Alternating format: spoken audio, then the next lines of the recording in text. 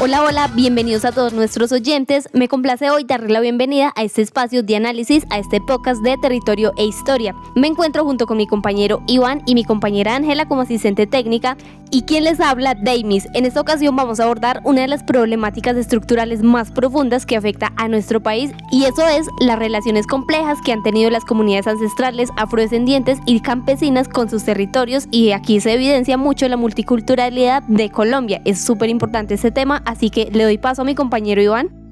Bueno, un saludo para todos, para los compañeros, para todos los oyentes. Para que en este debate nos sustentaremos en la ontología política y la historia ambiental y la crítica a los modelos de modernización occidental. ¿Qué vamos a hacer? Vamos a cruzar las miradas teóricas de autores fundamentales en este curso. Bueno, en este debate técnico es importante entender que el territorio de Colombia no se puede seguir interpretando como solemos hacer bajo una simple óptica económica o de cartografía física. Tenemos que mirar mucho más allá. Cuando hablamos de multiculturalidad, debemos reconocer que coexisten como distintas formas de entender lo que es la realidad, es decir, múltiples ontologías. Entonces, a lo largo de este podcast vamos a demostrar cómo el modelo económico hegemónico ha provocado como esa desterritorialización sistémica a través de procesos históricos como la ganadería extensiva y la violencia política.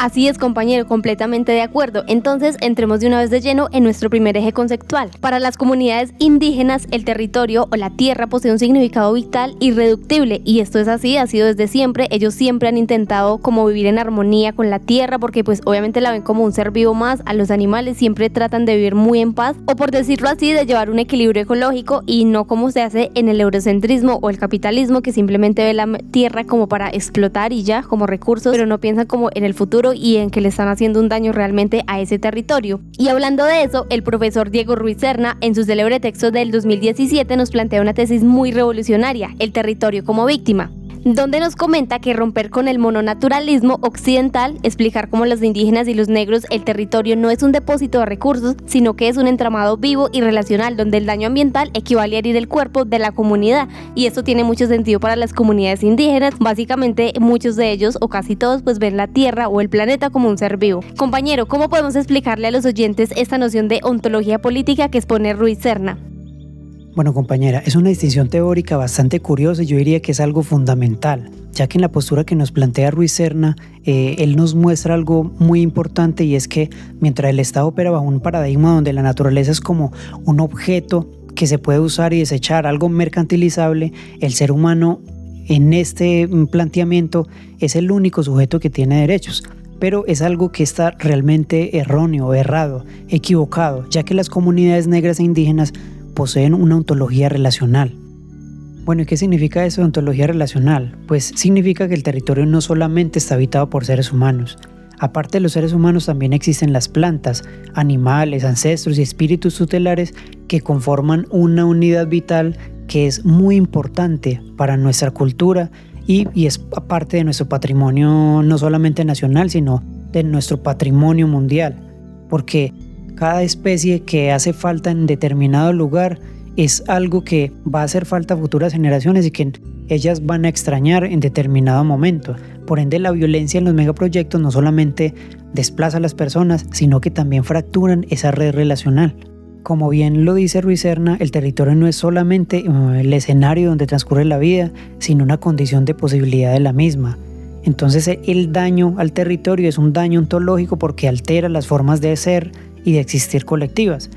Entonces, debido a esto, pues la ley colombiana, mediante los decretos leyes étnicos de 2011, ha tenido que reconocer jurídicamente el territorio como un sujeto y una víctima más del conflicto. Completamente de acuerdo, compañero, y la verdad es que en muchas culturas indígenas pues se conoce a la tierra o el planeta Tierra como la Pachamama o la madre naturaleza, porque sí, ellos la ven como todo un ser vivo y pues obviamente es nuestra madre tierra. Nosotros no podemos vivir sin el agua, sin la comida que de ella sale, etcétera. Por lo tanto, y a lo largo de ese curso de territorio e historia nos hemos ido dando cuenta de cuán acertadas están estas culturas ancestrales, y eso también nos conecta directamente con un trasfondo histórico de este conflicto de visiones territoriales, y es que esta desconexión o esta opresión ontológica no es nada nueva y más bien es el resultado de un proceso histórico de acumulación material. Es imperativo también analizar el trabajo del historiador ambiental Shaun van Afdal, que se llama o se titula Potreros, Ganancias y Poder, donde desmitifica el desarrollo de la ganadería en Colombia, que más o menos ocurrió entre el 1850 y en el 1950, y es que eso tiene un trasfondo muy grande. Nos vamos dando cuenta de que la ganadería no solamente fue como un negocio, sino que fue un dispositivo geopolítico de control del espacio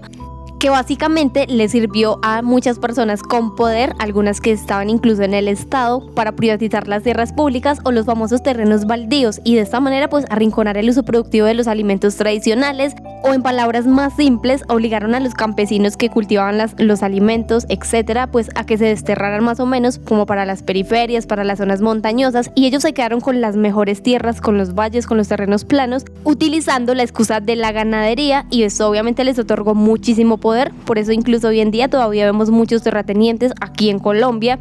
Y otra cosa que sí afectó muchísimo en general al país, y más que todo a los campesinos, a las personas que cultivaban la tierra para sembrar alimentos, pues es que les es muy difícil acceso en las zonas montañosas y en las zonas a las que ellos se tuvieron que excluir para sembrar, así que eso generó muchísimas más dificultades. Compañero, tú que tienes más dominio de este tema, pues cuéntanos más o menos de una forma mejor explicada para nuestros oyentes cómo es que realmente este mecanismo de exclusión contra las poblaciones campesinas y étnicas ocurrió.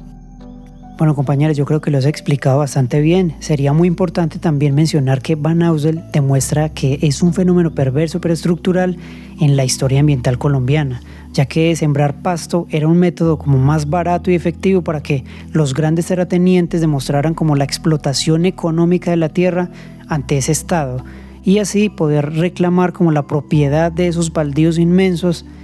Y eso confinó a la economía campesina minifundista, ya que los latifundistas eran los dueños de los grandes territorios y fueron los encargados de manejar la economía a su antojo. Los campesinos, que fueron los menos privilegiados, simplemente fueron enviados a las laderas andinas marginales o los suelos infértiles. Y mientras que a ellos les sucedía esto, pues las vacas ocupaban los valles fértiles. Esto generó un profundo conflicto distributivo de la tierra y una deforestación masiva en las selvas y bosques nativos. Hoy día muchos de esos lugares pues son afectados debido a las decisiones que se tomaron en aquel entonces. Sitios llenos de potreros en los cuales las tierras son infértiles y la economía es muy pobre. En cambio hay otros lugares en los cuales los minifundistas tuvieron las riendas de su destino económico y las localidades o aquellos lugares, esos sitios se volvieron mucho más prósperos.